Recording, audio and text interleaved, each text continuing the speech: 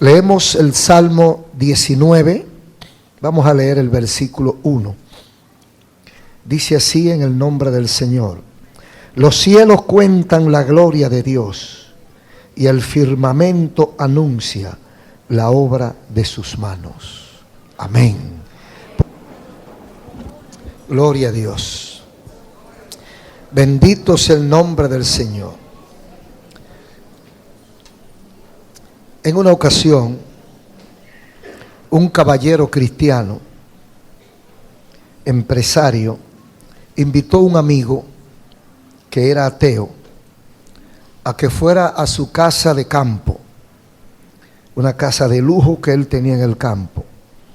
Y cuando está allí, empieza a enseñarle los departamentos, el jardín, los pasillos, y el hombre estaba alarmado con la pintura que veía y decía: ¿y quién hizo ese cuadro tan hermoso? Y el cristiano decía: mi hijo. Y daba una vuelta y veía un óleo. ¿Quién lo hizo? Mi hijo. Y veía la decoración del jardín. ¿Quién hizo esa decoración tan perfecta? Mi hijo. Pero el visitante no conocía al hijo. Y dice: qué bueno es tener un hijo como el suyo. Yo quisiera tener un hijo así. Y el cristiano dice: pero usted no lo conoce. ¿Cómo usted quisiera tener un hijo como el mío? Usted no conoce a mi hijo. Dice el cristiano, dice el invitado: no conozco a su hijo, pero conozco su obra. Y por la obra que ha hecho, yo sé que es tremendo hijo que usted tiene. Y el cristiano lo lleva al balcón y ya está cayendo la noche y salen las estrellas. Y le dice el cristiano: ¿no le gustan las estrellas? ¿No le gusta el firmamento? Dice el cristiano: eso lo hizo mi Dios. Usted tampoco lo conoce, pero eso lo hizo Él. Gloria a Dios. Bendito sea el Señor. Nuestro tema es el mejor testigo de Dios. El mejor testigo de Dios. Muchas personas han decidido ser ateo. Y como Voltaire, aquel famoso físico francés, muchos de ellos se han pasado la vida estudiando y buscando evidencias contra Dios para decir que no hay Dios. Pero le ha pasado lo que le pasó a varios de ellos, como a Voltaire, que al final de sus días dijo: me ganaste la batalla, Nazareno, me rindo a ti. Oh, gloria a Dios. Oh, gloria a Dios. Hermanos y amigos, se necesita mucho más esfuerzo y más fe para no creer en Dios que para creer en Dios. Y yo quiero que sobre esa base pensemos. Hay que dedicar mucho más tiempo a borrar la evidencia de Dios que a creerla. Hay gente que se han pasado su vida buscando prueba contra Dios. Y nosotros en un momentito resolvemos el problema creyendo en Él. ¿Necesita Dios testigos? Para mucha gente sí, porque ellos han decidido no querer creer. Entonces Dios no necesita testigos. Quienes necesitan testigos son mucha gente, muchos necios que no quieren creer en Él. Por ejemplo, la creación es el testigo fiel del Señor. Cada componente, cada elemento es la obra de alguien mayor que Él. Si se hicieron solo, usted dice: no, lo que pasa es que la tierra se hizo sola. Los ríos se hicieron solos. Las aves se hicieron solos. Yo pienso que es más difícil hacerse solo que lo hagan a uno. Porque si de un cascarón se hace un buey, ¿quién le dio la inteligencia al cascarón para que se hiciera buey? Si de una larva sale un animal, ¿quién diseñó el proceso para que terminara en un animal de 4 patas, esa larva? O sea, si las cosas que existen se hicieron de la nada, ¿quién le ordenó a la nada que hiciera las cosas? Creo que eso da más brega. Eso es más difícil que decir lo hizo Dios. ¿Quién es Dios? El superior, el jefe, el que manda, el que gobierna, el creador, el sustentador, el que nos mantiene vivos. Ese es Dios. Bendito el nombre de Jesús. Sin embargo, la Biblia testifica o dice que esos elementos hacen 2 cosas. Cuentan y anuncian, dice el versículo 1. Los cielos cuentan la gloria de Dios y el firmamento anuncia. Son 2 cosas diferentes. Contar es dar detalles. Cuéntame cómo estuvo la fiesta. Mira, muchacho, la novia estaba vestida de terciopelo y la recibió un chambelán vestido de tal color y había una alfombra y dime el bizcocho, el bizcocho tenía 20 pisos. Usted está contando cómo estuvo la fiesta. Entonces dice la Biblia, los cielos cuentan. Aleluya. Mire, cada vez que usted ve una estrella parpadeando, usted ve la gloria de Dios. Cada vez que usted observa una estrella fugaz, usted ve la gloria de Dios. Cada vez que usted ve un tifón, un ciclón, un temblor de tierra, usted ve la gloria de Dios. Cada vez que usted ve que el sol pica, que mata, dice la gloria de Dios. Cada vez que usted ve un animal como una serpiente, como un elefante, como un rinoceronte, usted dice la gloria de Dios. Está contándole la gloria de Dios. Cuando usted ve que una ballena camina por el mar y se encuentra con 1.000.000 de pececitos, dice, mira qué diferencia. Nacen en el mismo sitio, se crían en el mismo sitio. Mira el tamaño de este, mira el tamaño de este. La gloria de Dios. La gloria de Dios. ¿Cuánto pare una ballena? 4 o 5. ¿Cuánto paren los peces? Miles. Porque la ballena se alimenta de los peces. Los cielos cuentan la gloria de Dios. Pero dice que el firmamento anuncia. El anuncio es la publicidad, la propaganda. Usted anuncia la fecha de la boda, pero no da detalle. Entonces dice que los cielos cuentan y el firmamento anuncia o denuncia. Pero ambos, la gloria de Dios. Cada vez que yo veo todo ese espectáculo, ese escenario tan hermoso y tan difícil y tan complicado, pero que no falla. Tan complicado, pero que no falla. Viajando a millones de kilómetros por hora, a la velocidad de la luz, y no chocan. Miles y miles de planetas y de universos, y todavía se están descubriendo. Usted dice la gloria de Dios. Porque ¿qué es la gloria de Dios? Las cosas inalcanzables, las cosas extraordinariamente grandes, hermosas, perfectas que Dios hizo. Nosotros solo alcanzamos a decir la gloria de Dios. Pero esa gloria de Dios, esa grandeza de Dios en el versículo 2 nos da una idea para ver la perfección del testigo de Dios. Nos da una idea de continuidad. Usted sabe que nosotros cambiamos. Nosotros, por ejemplo, hacemos una cosa hoy, dentro de un tiempito hacemos una al revés. O suspendemos la que estábamos haciendo, la superamos, o la olvidamos, cualquier cosa. O sencillamente nos arrepentimos de eso. Pero en la Biblia hay una continuidad. Dice el versículo 2, un día emite palabra a otro día, y una noche a otra noche declara sabiduría. O sea que lo que Dios hizo hoy el tiempo está nublado y hay amenaza de lluvia. Eso no se corta de repente. Mañana amanece un poquito más claro, pero con algunos nubarrones. Porque un día emite su mensaje al otro día. O sea, en el universo hay una continuidad. Las cosas no pasan por casualidad, sino que hay un programa que va transmitiéndose del tiempo al tiempo siguiente. Por eso usted nace y usted crece. Usted no se queda pasmado en un mismo tamaño. Usted crece y tampoco se queda ahí. Se va poniendo viejo.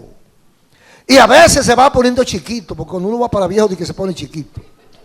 Se va como gastando, como que se va consumiendo y se va engurruñando. Pues es el proceso de la vida. Nacemos, crecemos y bajamos de nuevo.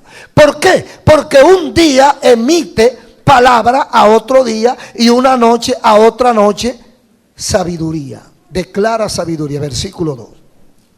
Pero ¿qué más dice aquí? Bendito sea el Señor.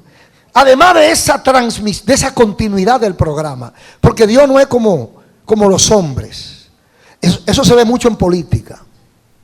En política, por lo menos latinoamericana, que usted ve que hay un gobierno que empieza a hacer un puente y termina su mandato y el puente va por mitad, y luego ganó en las elecciones otro partido o otro hombre, que a veces puede ser el mismo partido, y al otro no le da la gana de terminar el puente y el puente se queda por mitad, porque no hay continuidad. ¿Por qué?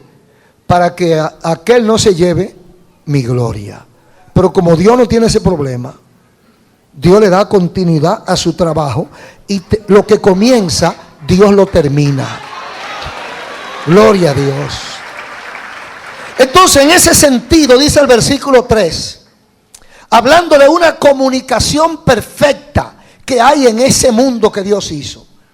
A pesar de que no hay un lenguaje, a pesar de que no se escucha una palabra ni se oye una voz, dice el versículo 3, no hay lenguaje, ni palabras, ni es oída su voz.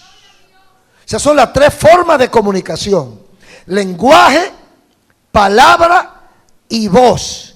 No hay ni lenguaje, ni palabra, ni voz. ¿Qué es el lenguaje? El estilo y modo de hablar y escribir de cada uno de nosotros. Aunque tenemos la misma lengua, fíjese, usted va a la Argentina y ya usted cuenta a la gente hablando, oye, che, usted va a Cuba y encuentra a los hermanos hablando como que tienen una papa caliente entre la boca. El mismo lenguaje, la misma lengua, el mismo idioma, pero hay diferencia. Entonces, eso es el lenguaje. Entonces dice aquí que es el estilo de yo comunicarme, ¿verdad? La lengua. ¿En qué lengua tú hablas? En español. Entonces yo tengo mi lengua. Dios tiene también su estilo. Dios tiene su manera de comunicar. El lenguaje es la gramática de la comunicación. Es la estructura donde descansa la forma de nosotros comunicarnos. Por eso lo podemos escribir. Y por eso un acento cambia el significado de una palabra. Una coma puede cambiar el significado de la palabra. Eso es el lenguaje. Pero dice aquí que no hay lenguaje. Dios no tiene lenguaje. O sea, en la creación aparentemente y desde el punto de vista humano no hay un lenguaje. Pero ¿qué más? No hay palabras. ¿Qué es la palabra? El sonido y los signos que expresan la idea. Yo cojo la palabra y en la forma que yo la digo, usted entiende una cosa o entiende otra. Llegaste temprano. ¿Llegaste temprano? ¿Tú estás bien? Sí. Sí. La misma palabra y yo digo dudoso y afirmativo. Como quien dice, sí. Déjame quieto, no me siga preguntando. Sí. Hay firmeza. Entonces, la palabra comunica también la idea con los sonidos que le damos, la variación de sonido y los signos. Dice aquí el versículo 3 que no hay palabra en el universo de Dios. O sea, no hay signos visibles para que la mente humana interprete. Ni hay palabra. Entonces también dice, ni es oída su voz. No se oye nada. usted dirá, bueno, pues entonces Dios no existe. Porque ni hay lenguaje, ni hay palabra, ni hay sonido. Entonces, ¿qué es lo que hay? ¿Qué es lo que ustedes dicen que Dios habla? ¿Cómo es que ustedes dicen que entienden a Dios? De ahí se agarra el ateo. Y el ateo se pone a analizarlo y a razonarlo. Dice, no se puede. Yo no oigo nada, yo no veo nada, yo no sé nada, no se ve nada, no hay símbolo. Pues Dios no existe. Porque no hay palabra, no hay lenguaje, ni hay voz. Sin embargo, dice el versículo 4, por toda la tierra salió su voz, y hasta el extremo del mundo sus palabras. No hay palabra, no hay voz, no hay lenguaje, pero por toda la tierra salió su voz. O sea, ¿hay o no hay? Hay, pero tú no la escuchas. A veces no la percibimos porque está en otra frecuencia, está en otro nivel que no lo alcanzamos. Y dice, y hasta el extremo del mundo. O sea, no hay rincón que se escape de la comunicación con Dios. Entonces dice, en ellos, en los extremos del mundo, puso tabernáculo ¿para quién? Para el sol. ¿Quién es el sol? Dice el versículo 6, de un extremo de los cielos es su salida y su curso hasta el término de ellos, y nada hay que se esconda de su calor. Ese calor es importante. Hace unos 100 años y algo que la ciencia descubre que el sol es la fuente de vida y la fuente de energía.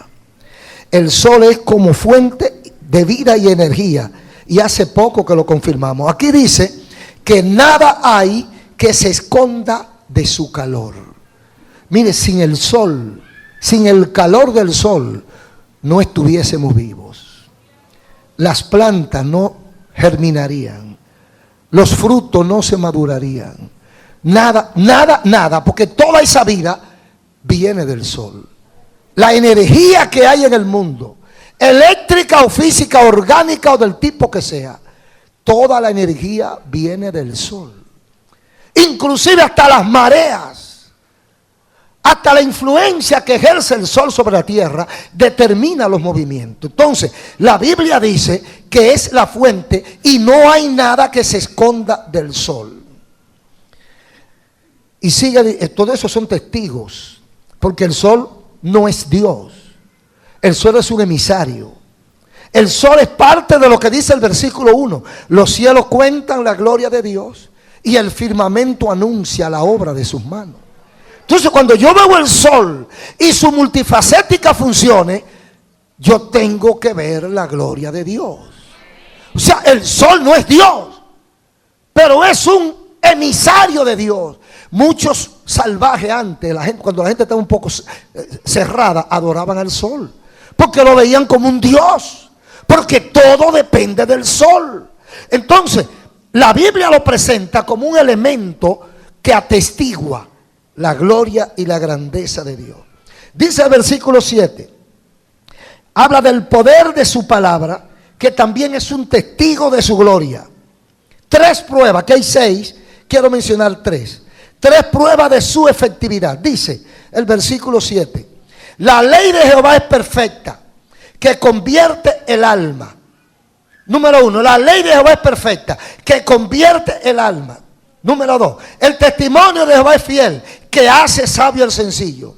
Y número 3, los mandamientos de Jehová son rectos, que alegran el corazón. Testigo también de la gloria de Dios. Número 1, fíjense, lo primero que hace la palabra de Dios, esa palabra que dice que no está, esa palabra que hay en el versículo 3, no hay lenguaje, ni palabra, ni es oída su voz, supuestamente. Esa palabra, ¿qué logra esa palabra? Dice aquí que convierte el alma. Dice el versículo 7, convierte el alma. La ley de Jehová, que viene a través de su palabra, convierte el alma. ¿Por qué?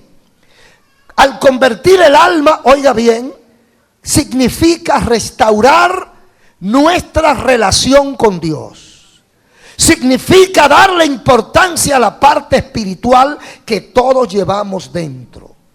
Entonces, antes de Dios darnos cualquier bendición, Antes de Dios darnos cualquier experiencia, lo primero que hace es la palabra de Él, convertir el alma.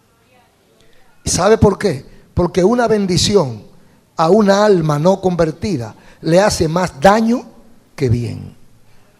Cuando usted no conoce a Dios, usted es soberbio, altanero, orgulloso, vanidoso, cruel, inmisericordia.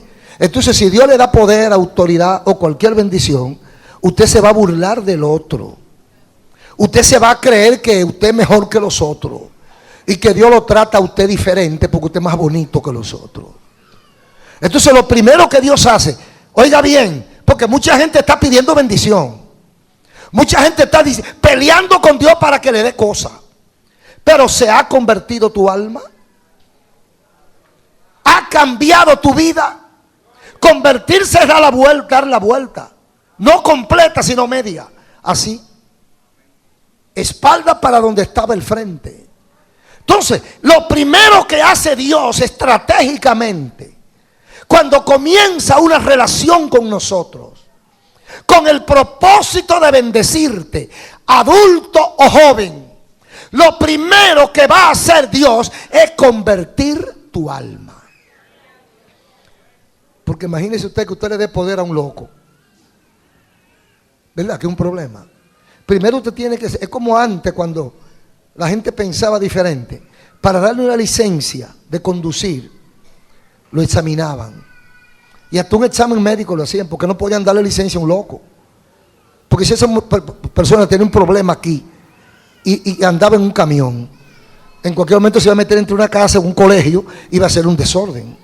Entonces había que examinarlo. Para darle permiso de arma de fuego, se recomienda también un examen psiquiátrico para que esa persona, para ver cómo están los niveles de esa persona. Porque no podemos poner un arma en la mano de un loco. Entonces, primero hay que tratar con esa parte invisible, con esa personalidad, con ese espíritu. Hay que tratarlo de adentro. Entonces dice la Biblia que la palabra de Dios convierte el alma. Cuando Dios va a bendecir un pueblo, cuando Dios va a bendecir una familia, cuando Dios va a bendecir una persona, primero lo convierte. Porque si Dios te da una bendición sin convertirte, te llevó el mismo diablo. ¿Es así? Un impío de esos malos que hay por ahí viene y se consigue por ahí 10 millones de dólares. ¿Qué usted cree que va a hacer? ¿Darle comida y colegio a sus hijos? Irse a conocer el mundo, a buscar los cabarets, la discoteca más famosa del mundo, y a caminar el mundo y a beber ron y a fumar droga y a hacer de todo, porque tiene dinero. Pero una persona, después que Dios le convierte el alma, le da esa bendición, y lo primero es que va a hacer una lista de cuánta gente necesitan de su ayuda. ¿Cuánto le voy a dar al Señor para que la obra siga caminando? ¿Cuánta gente enferma? ¿Cuánta gente pasando hambre? ¿Cuánta gente que no tiene techo? Y yo puedo ayudar, porque es una alma convertida. Es un individuo transformado. Entonces no hay peligro y Dios lo puede convertir. Ese es el problema del mundo, que a veces ponen recursos en manos indebidas. Eso pasa en la política, eso pasa en el poder, eso pasa en el comercio, eso pasa en la banca, y por eso muchos han defalcado el país, porque no tienen capacidad para manejar lo que le colocan en la mano. Entonces Dios, antes de darte una bendición, te prepara. Dios te hace una operación. Dios te quita lo que te sobra y te pone lo que te falta. Una profilaxis. Una transformación total de adentro hacia afuera. Entonces pone en tu mano la bendición. De manera que si estás pidiendo a Dios algo, primero piensa si tu alma se ha convertido. Piensa cómo está tu relación con Dios. Y después que tú arregles ese problema, entonces habla con Dios de otra manera. Lo segundo, hace sabio al ignorante, la palabra de Dios. Esa palabra que di que no está, ese lenguaje que di que no está, porque nosotros no lo percibimos. Esa palabra es perfecta y convierte el alma. Y lo segundo que hace es hacer sabio al ignorante. Es decir, nos pone a pensar, a reflexionar antes de tomar decisiones. ¿Qué quiere Dios con esto? Que actuemos con prudencia.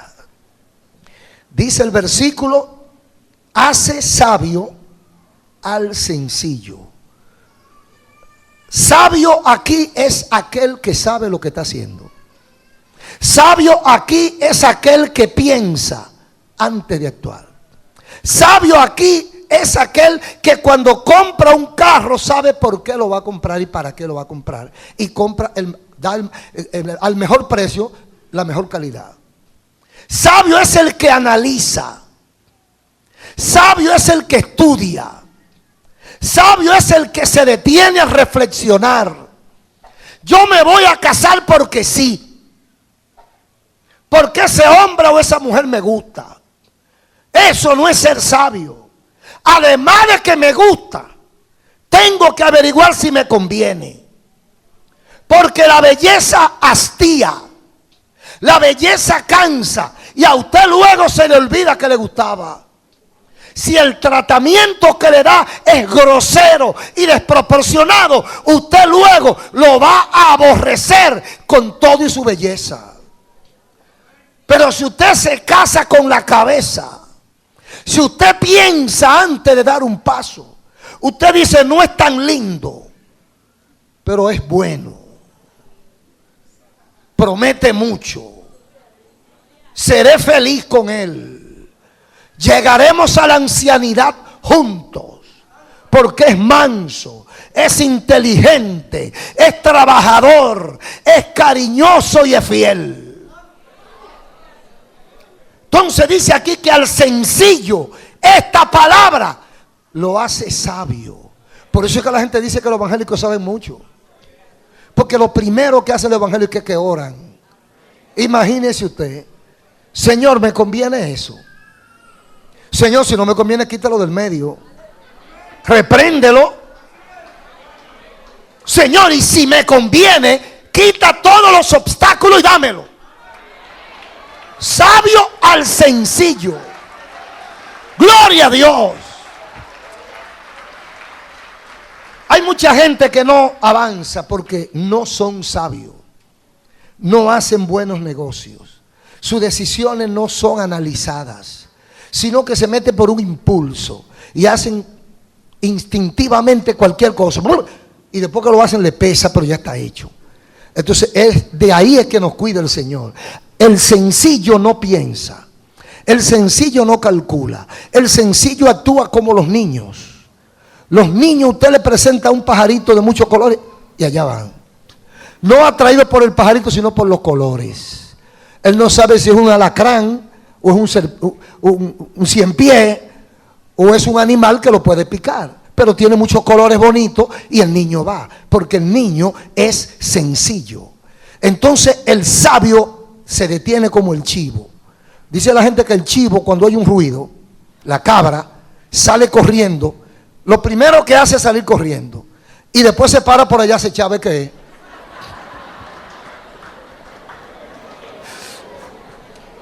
Eso es sabio.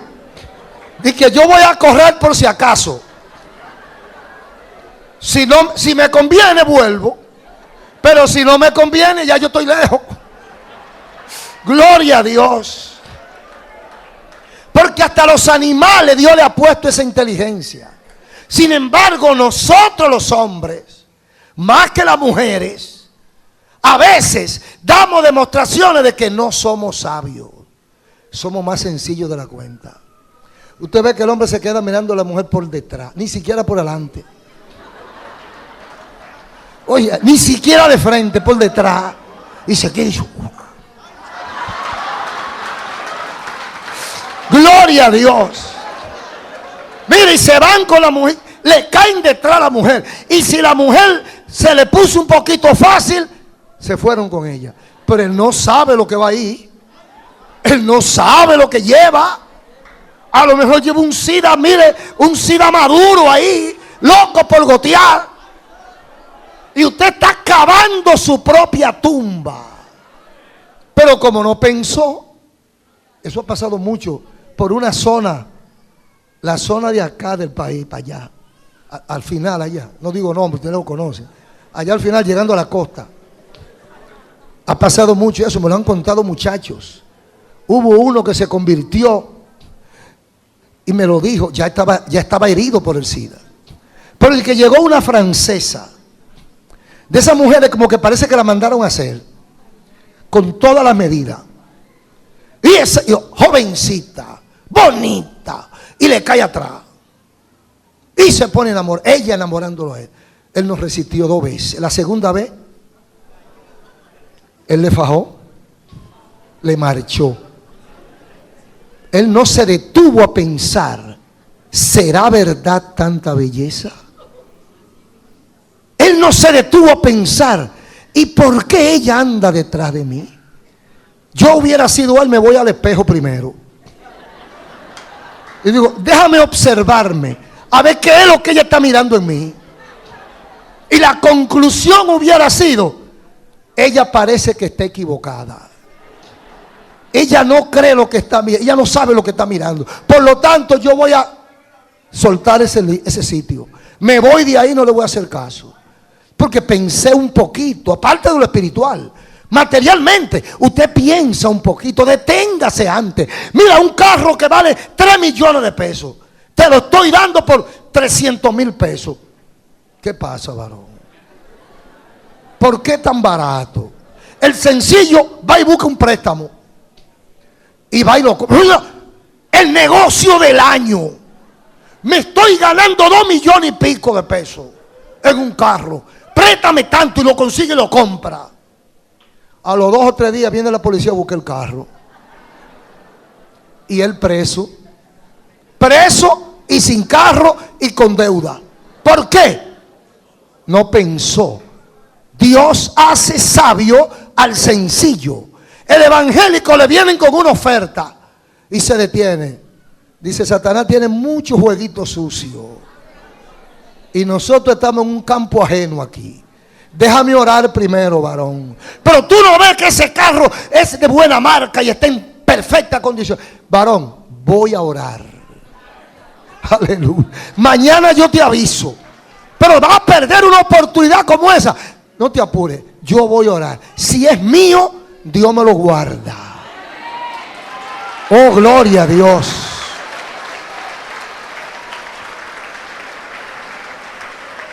Usted ha oído decir que culebra no cae en lazo, ¿verdad? Imagínese cómo. Usted le tiene un lazo a una culebra y sale igualito. Entonces, la Biblia dice que su palabra hace sabio al sencillo. Alegra el corazón, dice el versículo 7. Los mandamientos de Jehová son rectos, que alegran el corazón. Versículo 8. Es decir, produce tranquilidad, producen paz, producen seguridad. Mire, estas son cualidades o virtudes imposibles de conseguir sin la presencia divina. Por eso es que hay tanto vicio y por eso es que la gente comete tanta tontería en busca de placer y diversión. Alegra el corazón.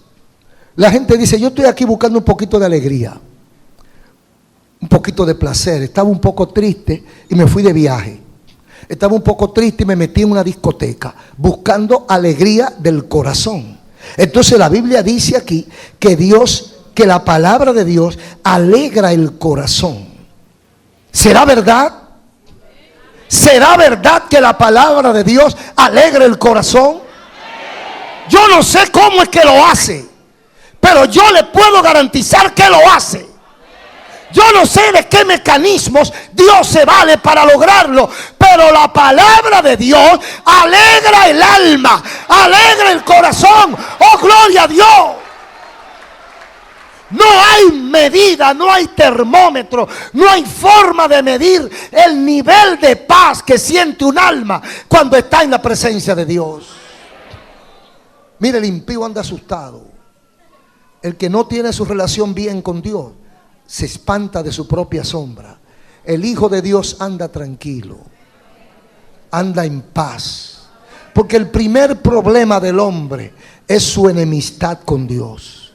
Entonces, cuando eso se resuelve, adentro, el espíritu del hombre se siente tranquilo. Usted se acuesta y se duerme. Hay gente que en el mundo no dormían casi. Y iba temblando así. Y se espantaban.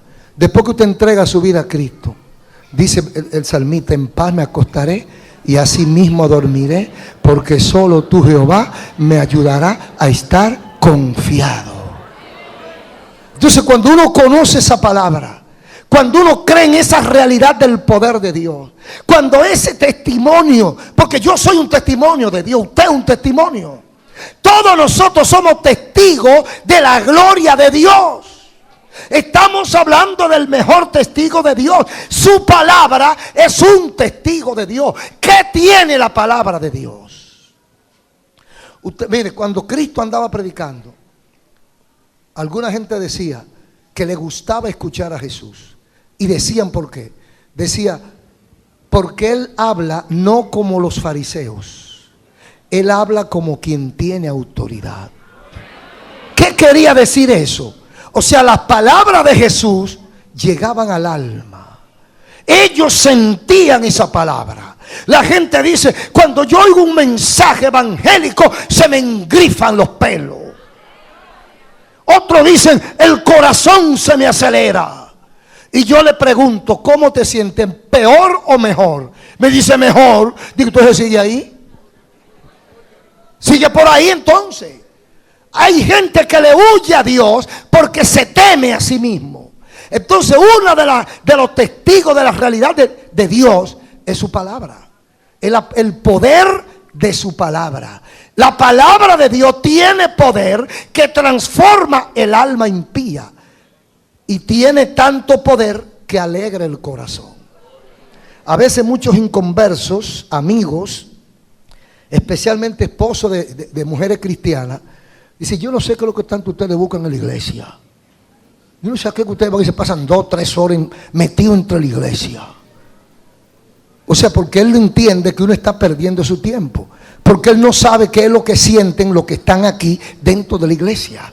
Él no sabe que a lo mejor él ha gastado muchísimo dinero buscando un poquito de eso y no lo ha conseguido.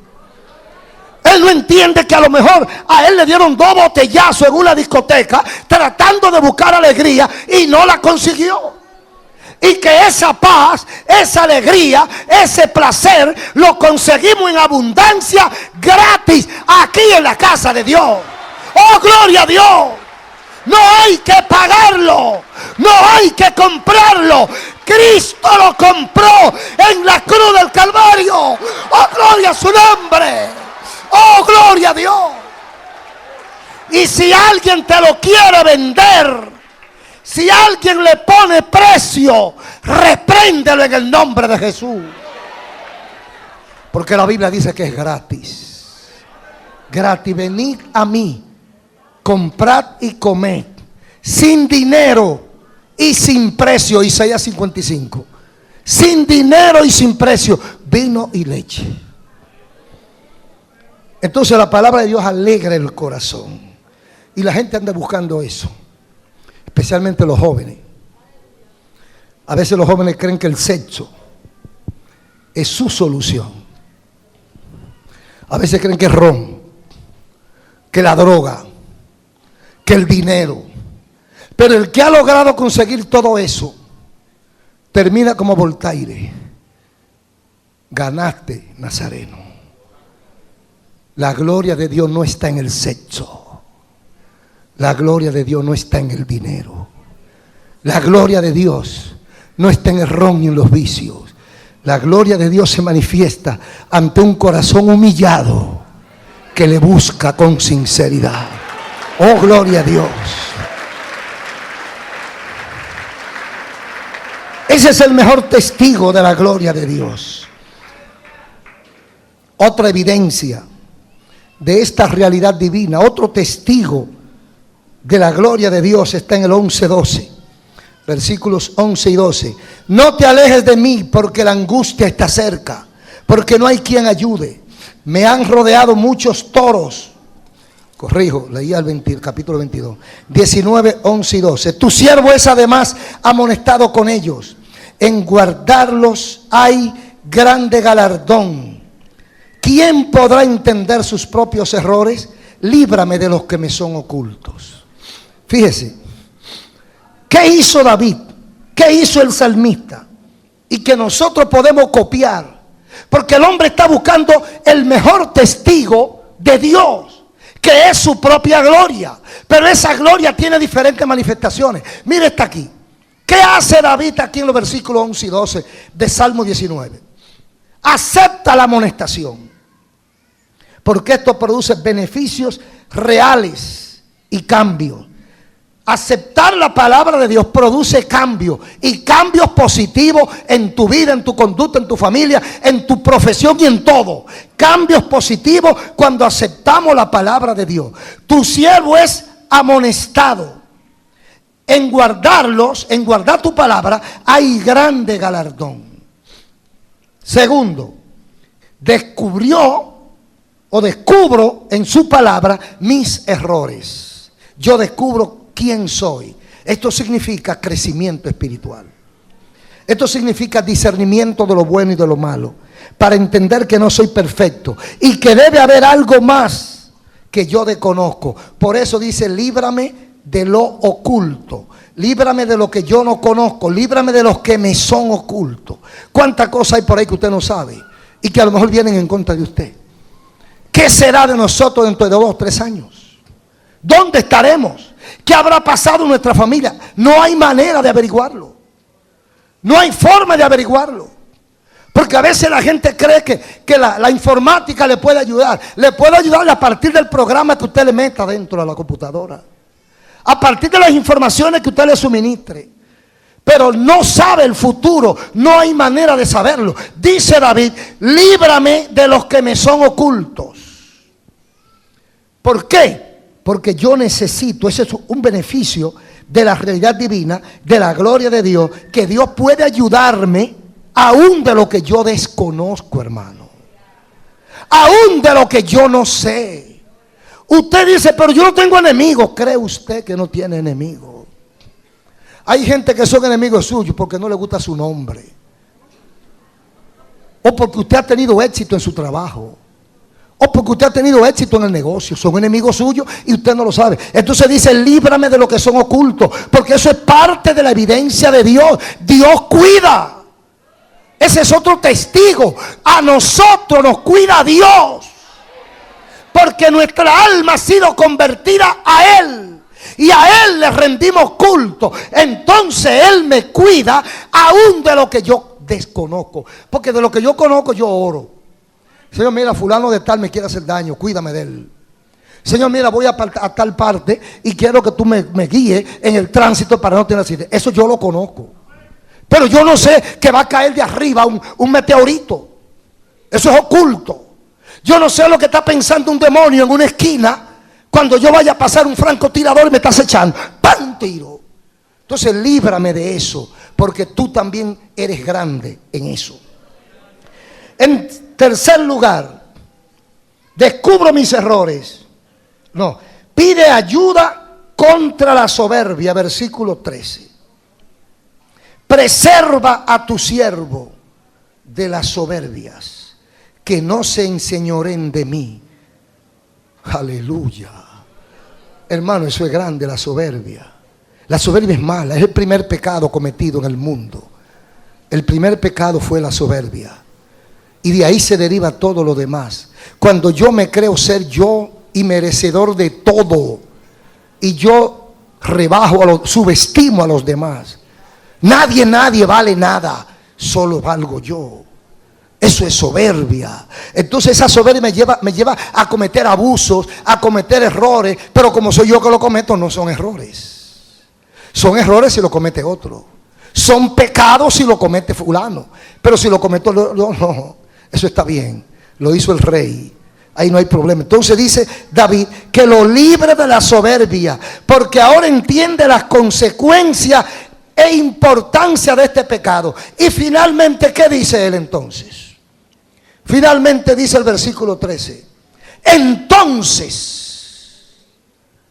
entonces seré íntegro. Entonces estaré limpio de gran rebelión. Solo después que Dios haga todo este proceso, que su gloria se manifieste en mí, entonces yo seré íntegro. Para nuestro provecho espiritual, debemos aprender del salmista lo siguiente. Primero, él reconoció que el universo y su funcionamiento es el mejor testigo de Dios.